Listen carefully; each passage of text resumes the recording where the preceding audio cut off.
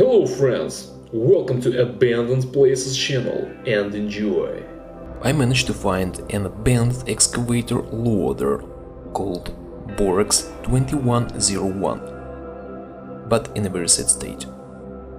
Its wheels have long been swallowed by the ground, and it has been almost consumed by corrosion. What do you think of my discovery? Do you often come across abandoned excavators? Thank you all for watching.